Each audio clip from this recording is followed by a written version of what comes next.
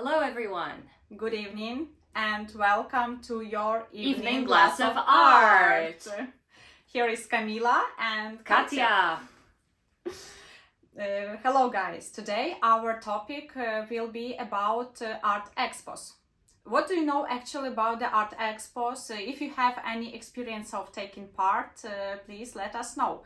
And in today's video we will tell you about the types of the art expos, how to submit to the art expo, what are additional information that you will not find in internet but you need to be aware of it before you go, and a lot of other interesting information that you will not find in the art galleries or in the art newspapers. Yes, that is correct. We'll be also talking about the costs of participation and what you can expect from such an expo. Yes. And basically, you will learn about a lot of things that no one will really mention to you, because this is just knowledge amongst the people who did participate and exhibited at such expos. Yeah. Okay, so let's start then. Yeah.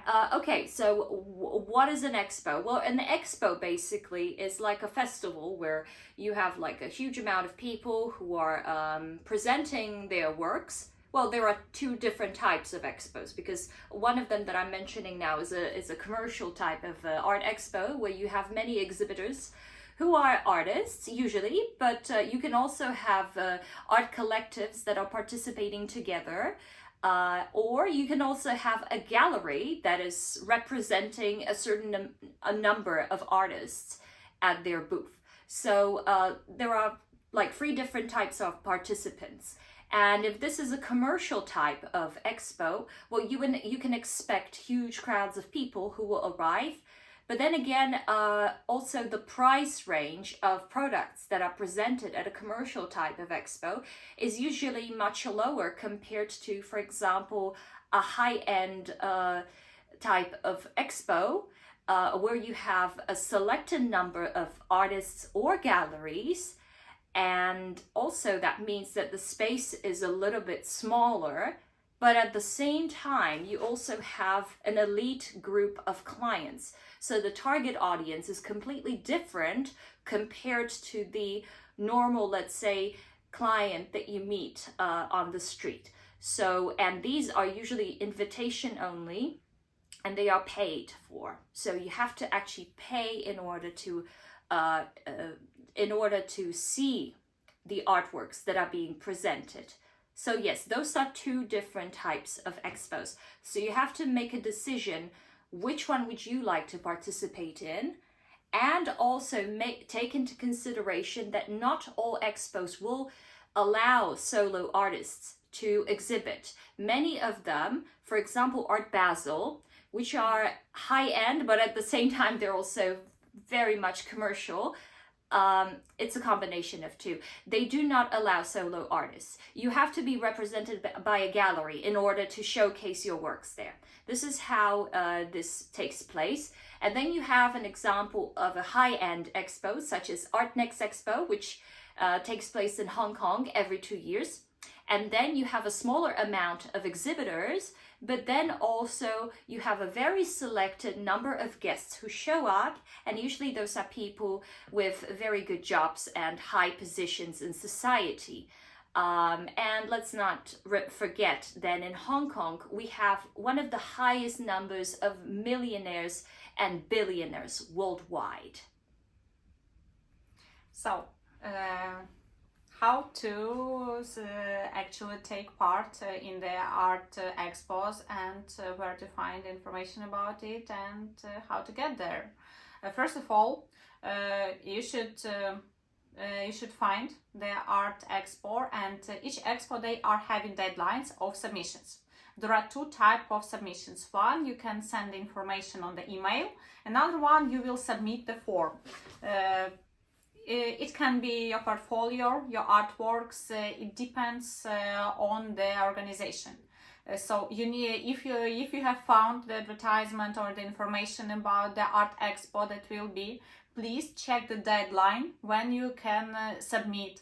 Usually it's around, I think, even a few months or even half an Yes. hour in prior. Usually. Because, yeah, they need to organize everything, find a place, and so on. So take care about the deadlines. Not to have the situation like I had. I found a nice opportunity to send my submission, and then, okay, the deadline is over. I cannot be in the part. So when you are submitting your works, please take care of the photos that you are sending of your artworks. They should be in really good quality, in high resolution, but at the same time they shouldn't be very heavy. Be noticed that the websites of the galleries where you will submit the form, they will put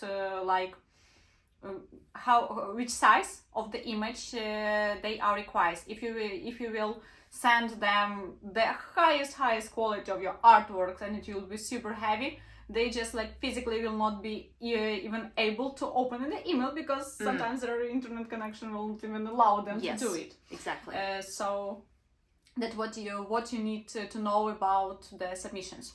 Where to find information about art expos. There are a lot of different websites that are making like advertisements and open calls for the exhibitions and art expos as well. So you can find in the internet the open calls and find information about the expos. Exactly. Yes, this is very, I think, valuable information, Katya. Yeah, another thing which I think should also be mentioned is to make sure that you have a very well-tailored biography, which is not too long, but also not too short. Usually they write the exact number of letters which you can have in the biography. You cannot you cannot write more than the limit shows, because otherwise you will be disqualified. They're very strict when it comes to the process of qualification. But once you actually do qualify and you receive an email, congratulations, your submission has been accepted, this is when they will send you an email or a link to a website which will show you exactly what are the costs of participation. And on the website you get to select what size of booth would you like to have, and also what type of booth.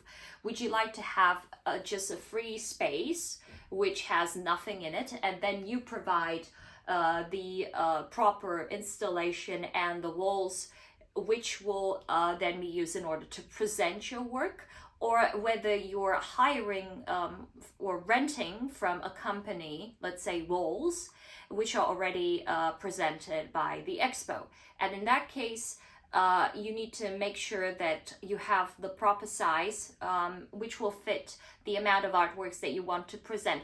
Obviously, the cheapest ones are usually about $1,000, $1,500 US. This is the usual cost of participation, and that's the minimum. But if you're participating in an expo like Art Basel, you can spend high range. Well, yeah. So this can be as much as €25,000, for example, and that's one of the cheaper options when it comes to Art Basel. But those are prices which are for art galleries. And solo artists, as I've mentioned, they cannot participate in such an expo. The ones that they can participate are, for example, you can participate as an artist collective in affordable art fair, but like I said, this is a commercial type of expo, and you can also participate, like I mentioned before, in Art Next Expo. And I remember that when I paid, but that was already several years ago, I paid approximately 10,000 Hong Kong dollars, which is to convert it into US dollars, it's about right now $1,500 US. That was the amount that I had to pay as a participation fee. But obviously, like I said, the inflation is also causing the costs to go up for participation. So you have to take that into consideration when you want to choose the size of your booth. The one that I had was 6 square meters, and it included free walls. and it also included a desk and a chair. It was a minimum, or what was the minimum? It was the minimum. Yes, I had a very good booth in that respect, because right now I know that other expos, they only give you, for example, Do you remember less than square meters. Yes, we had like how much we have. When we were at Art Nordic, we only we only had one wall. And we had very little space. They didn't even provide us with chairs. We had to actually pay extra for the chairs. Yeah. We also had to pay extra for the lights. They didn't, I don't even think they provided lights. Actually, yes, about this we should tell that, Yes. Guys, when you see the price, when the Art Expo is sending you the price, how much will be, how much you should pay for the wall or for the booth, you need to also be aware that there are additional costs. Like, for instance, they will tell you that additional lights are to be paid. Like it was in Art Nordic Art Fair, Copenhagen. like in Copenhagen. To have additional table, you need to pay. Yes. To have a table at all, you need to pay. To have the chair, you need to pay. To have the electricity, even to charge your phone, you need to pay. So you need to be aware about these costs. In general, to sum up, additional you will pay for Wi-Fi, can be as well, to have the internet, for the lighting, for the electricity, for the table, for the chair, and as well for the payment of card transactions. Yes. As remember, if you are going to another country, they have their own payment methods. About it, Camila will tell us a bit later. So these are additional costs. Besides of it, if you are going to take part in the International Art Fair, think about the size of the booth that you would like to have, amount of the artworks, and how you will transport them. You can send the artworks, but you should know that the cost of the transportations of the big size artworks can be approximate $2,000. So you need to know about it. So you need to transfer them, make the shipment to the expo and then back. Or you should do it by yourself, like in the luggages, like we were doing with Camila. So Yes. check the works and the sizes of your works, if they even will fit you into your luggage. Yes, if they'll fit in your suitcase, or if you can put them into a portfolio, which you can then take as additional luggage. Yes, but then we you did have it to. like this. Yeah, Yes. we did. I traveled with my graphics like this numerous times to different parts of the world, including South Korea, China, Australia, US, and so forth. United Arab Emirates as well. So whenever I would travel, I would always check with my airlines whether what would be the cost of an additional, let's say, luggage, and what is the maximum size that I can take with me, because that's a different story, because they do check these things at the terminal, and you have to make sure that you're not exceeding the sizes that they provide you, because otherwise you can pay an extra $300 fine just because you have exceeded, let's say, the size by a few centimeters. So you have to always remember that and check with every single airline that you take with you. Some airlines, they do it for free because, for example, you're already paying for the ticket, so it's included. Some of them do, some don't. So just make sure that you're not afterwards in trouble because of that, because it's not worth it. And also, now I think this is important to mention, as Katja already said, there are different payment methods in every single country. You should be aware of what is the local currency, obviously, but you also should be aware of how people pay in their local currency. Yeah, cash is not an option. I don't like cash in my for Well, me. I do not use cash if I'm going in Poland. Usually it will be a credit card. Yes. Yeah, well, it depends, Or, because some people, they do still pay with cash. Mm. It Usually, depends yeah. on which part of the world you're in. But it is true that a lot of countries prefer contactless payments. Especially if you're not in Albania. In Albania, they like only cash, only cash. Yes. I just came from Albania from the trip, so yeah. Exactly. Everywhere you can. There is a problem because you cannot pay by card. You should pay only with cash, and Yes. that's an interesting point. But... Yeah. Well, Albania is a different story. Yeah. But in those countries which are, let's say, highly developed, like South Korea or Japan, people don't really pay with cash. They pay either with debit credit cards, or which in this case it's advisable to have your own terminal, because like Katja said before, you will have to pay an extra fee every single time you use the organizer's terminal, and it's usually about 10% from each purchase. So honestly, I don't think it's worth it. You lose a lot of money because of that. It's better to make sure that you have the proper application which is used in that country. And for example, in South Korea, there's something called Kakao Pay. And in order to have it, you need to have a local phone number. So you have to buy yourself a SIM card, which is local. Okay, so as South a Korean. foreigner, you can do it. Yes, you can. But also, if you want Kakao Pay, you need to also have your own bank account in South Korea. It can actually be very easily done, by the way. It's not difficult. But then you need to come in prior and organize all this stuff. Yes. Or I would give you one tip. When you go, make friends with the locals who are exhibiting in this art fair, and then they can help you to pay. Exactly. This is one of the type, and it will be easier for you, and this way you will find some friends. Yes, that's true. Or you can share with them the profits. Then they'll be more willing to help you out. With, for example, Kakao. This is what I did recently, and I think it was a good idea because I was happy and my friend also had something out of it. So neither of us felt like we were being used. No, quite the contrary. We were both, let's say, satisfied. So yeah, definitely make sure that you have the proper application. Check it beforehand. Don't do it in the last moment. Make sure that you have all the information necessary in that respect. Yes.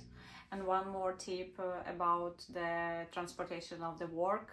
What I've done when I was going to Denmark, to Copenhagen, to the Art Nordic Art Fair. I had 3 artworks of mine in big sizes that I've put in the extra luggage. I had one normal suitcase, like 100 liters, where I put all my artwork. So I was trying to combine with the number, with the dimensions, to have everything fit in the luggage. And the artworks that I am having with the glass, as you understand that artworks that are fragile, that can be easily damaged. Yes. So I put them into the hand luggage. Wrapped directly with the foil, everything comfortable, and this luggage was with me as to put on the board. Yep. Yeah, it's important. If you have something very precious, make sure that you have it with you at all times. Don't put it into the main luggage because then it can be very easily damaged. If it's glass, it will be shattered because people who are dealing with main luggage, they don't care. They're just gonna throw your luggage wherever. For me, with cabin luggage and glass artworks, it's really worked really very well. Yes, exactly. Yeah, it's a little bit easier when, for example, you have graphics which are framed in mounts and there is no glass of, used. Then it's a little bit easier. You don't have to worry that much, but also you have to make sure that you have everything properly wrapped in bubble wrap and everything is stacked together in a way where it's not going to move inside the portfolio, because otherwise it could also get damaged and you could have like damaged mounts, which you don't want, obviously, because it doesn't look good then on the wall. But also when you're attaching your works, make sure that they're well attached to the wall, but that you're also not destroying the wall. Like, so in that respect, this is some personal advice from me when it comes to graphics. I use tack and I use a lot of it. And I also use Commando, which is great in that respect, that you attach it to the wall and it does not destroy the wall. And the tack can also be easily removed afterwards. You can clean the wall and there won't be a trace left. So just make sure that everything is well attached, because if it falls down overnight, it's not going to look nice and your work could be damaged. Yeah, be aware about this, that Art Expo are not usually providing you with hacks and the system of handling your work. You need to bring it with yourself. Yes. By yourself.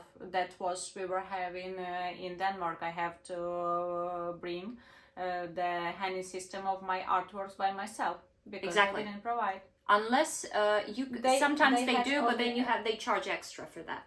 Sometimes you can buy it from them. There wasn't No. even opportunity. They have only as hacks that you can just put on the wall and that's Hooks. it. Hooks. Yeah. Yes, and the rest is up to you. So I was running in the Leroy, Castorama's and so on, searching for the opportunities how I can fix my artworks. Yeah. If you're talking about artworks that are heavier than graphics. Yes, so, exactly. But because then obviously it's better to use chains and hooks. Chains, yeah. But also make sure Chains that these were hooks mine, are yes. were mine. Everything was mine, and the small screwdriver. Yeah, it was good. I bought the one like the latest one is a Shan, and yeah, it helped. It didn't help us, but our neighbors, yes. Oh yes, that's right. Yeah, yeah, yeah. Anyway, so this is something that you should definitely take into consideration. But don't try hammering anything onto the wall because then you're going to have to pay an extra fee for damaging the walls. So make sure that you have a system of hanging which does not destroy the walls. If you have hooks and you can suspend them from the top of the wall and have them attached, then it should be fine because then if you have a chain, you can then attach many different hooks to one chain, and as a result you can hang like 3 to 4 different artworks on one chain in line. That's what I did. Exactly, this is what you did, and it looked very professional. So just make sure that you have a system that does not destroy the wall. If you have sculptures, it's also good to have something which will allow you to have it, let's say, at the right height. So then you'll have to provide your own for example, stands. Cubes and stands, exactly. Yes. You have to make sure that you bring your own ones and make sure that they're light. If they're wooden and painted, they should be much better than if you were bringing metal ones because usually those are the very heavy ones and then you have to pay extra just for transporting them. So it's always better to bring something which is light and easy to travel with. But yes, sometimes the Expo does provide these things, but they do charge quite a bit of money for having stands and even like we mentioned, just using a single chair in that respect. But also it depends on the Expo because some of them are a little bit better in that respect and they give you like the whole package, and some of them do not, and some provide catalogs. Now this is another thing because at the Art Next Expo, for example, we had catalogs in which our works were presented, and there was a biography. And in that respect, I think that was very good because everyone had a chance to read about every single exhibitor that was there. And then I'll order artworks later if they haven't bought it during the expo. Exactly, really yes, good. Because there's like a catalog and there's a list of artworks available. And well, I know that there are usually also profiles online where you can find out what kind of artworks belong. At the Art Nordic Expo, each of us had their own profile online. Yes. So that was good because then the people who were the audience, they were able to see what kind of works we were presenting beforehand, so they would be ready and they would know who to approach months before the actual festival was taking place. About what I would like to mention about the expos. When you will search in the internet, you will see plenty of options, and before to apply or agree to take part in this art fair, please check before the organizer the information about the art fair and read opinions about the artists. Yes. Because nowadays there are a lots of situations when you have exhibition or expo or art fair, and this is party only just for the artists. What the organizations do is they are just putting advertisement directed on the artist. So you pay it and it's not well informed in the mass media in this local city that Yes. there is an art fair. Yes. So sometimes there are like not even a lot of clients that are visited, and in fact you are just investing money in nothing. You need to be aware that taking part in the art expo is always risk. There are Yes. huge costs as hotel, even food, transport of the works, Transport of yourself. Of yourself, yes. Exactly. Cost in it. So you need to know that it can be you will be in minus, or it will be very expensive travel. Yes, of it's yourself. true. Yes, Yeah. I usually would pay around 5,000 US dollars in order to exhibit And for the overall, let's say, expenses. Yeah. But I know it can be way more than that. This is like a minimum that you pay in order just to participate, and then you don't really have like a guarantee that you will make all that money back. Yes. You can either be on a zero, which is good, by the way. If Zero is good. Zero yes. is actually Usually it's good. minus, yeah. Yes, but usually you're on the minus. So then it's more about exposure and networking, meeting the proper people, and also meeting clients who might return to you in the future. However, if you're traveling abroad thousands of kilometers, well, the chances of you being, let's say, bought by the same people are like Yes. zero, basically. They're not going to buy your works from you unless you travel there again, but then again you'll have to invest money just to travel there. So for example, when I traveled to South Korea, I made a few mistakes. First of all, I did not check my target audience, and that was a mistake because I just assumed that since there are so many people there, it should be easy to make all the money back. But I did not think about the fact that this is a commercial type of expo, which is very big, and there were hundreds of exhibitors just like me who were trying to sell their works, and there were tens of thousands and hundreds of thousands of customers, potential customers who came. But the thing is, these people were not willing to spend a lot of money on the products which were there. This was an illustration fair, but it was a commercial illustration fair, and the things that would sell for a couple of dollars most. A lot of the things that would sell were stickers, posters, tote bags, t-shirts, accessories, merchandise, basically. And I was not prepared for that. I was giving away postcards, and I was giving away my business cards, which had teeny tiny illustrations on them. But it was very difficult for me because I had a lot of high quality, limited edition prints, which I was trying to sell. But these people, they did not know the value of these artworks because they assumed that those were just regular posters and that I would sell them for a couple of bucks. That was not the case. I had to explain every single time to every single customer what was the quality of the paper, that it was a limited edition. I had to explain everything to them in order for them to understand. And the majority of them didn't have the patience to listen. Some of them did, and they bought the graphics. But it was quite difficult, and also I had to really cut down the prices because artworks in South Korea, well, the prices are low compared to European countries. Yeah, and I had no idea. And how much your works calculate really good. Yes. How much should your work cost for you to be able to earn something and check the local prices on the market. So for your things, for the things that you are doing, for the artworks that you are creating, not to be super expensive or super cheap, because neither that nor another option is good. Yes, exactly. So if you're trying to exhibit at affordable art fair, make sure that you have a lot of artworks which are cheap, and then you can easily sell them and you don't lose money on it. Yeah. If you're taking a part in a high-end expo, then it's even enough that you sell one artwork, but let's say for 10,000 euro, and you're good to go. But this is a different clientele, and this is a different type of expo. So just make sure to check what kind of target audience is going to arrive at the expo that you're participating in. And check information about the expo, additional information. Is it worth it? Where actually you can find information about this expo.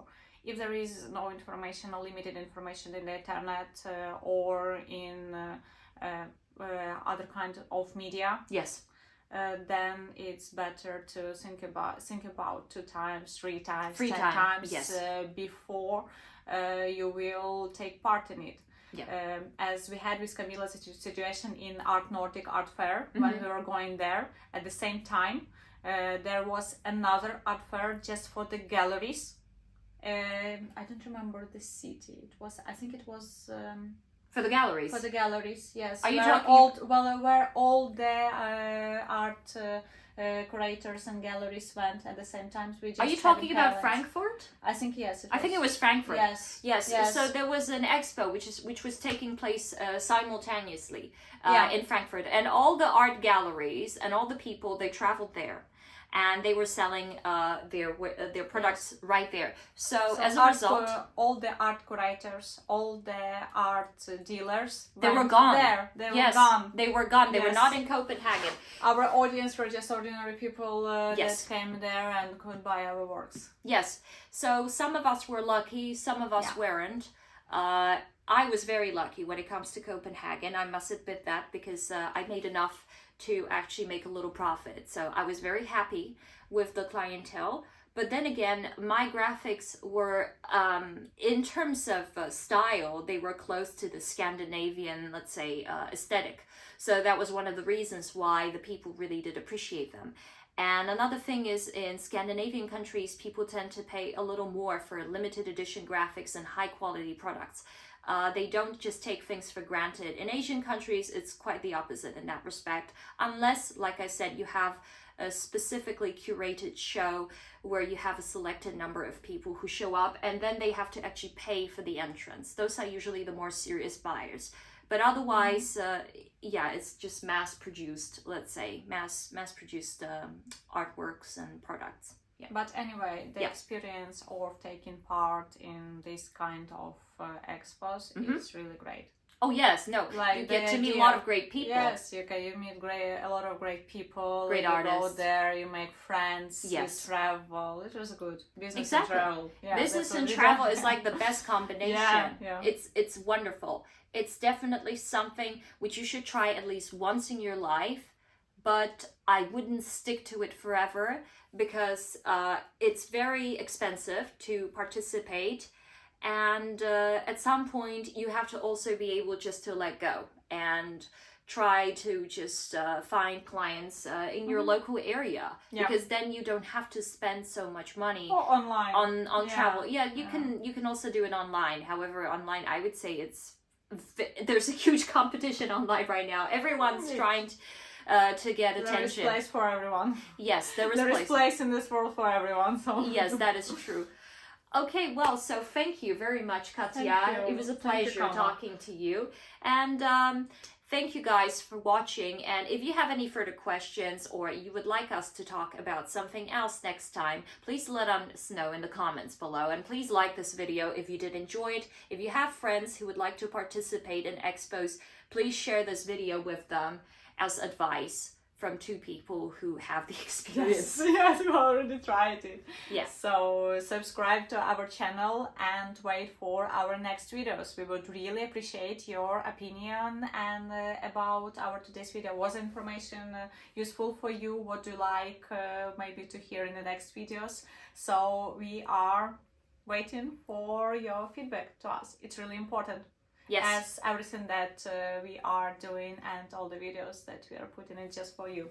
Yeah, because you matter. Yeah. You matter. You are ones who matter. Exactly. Bye. Bye.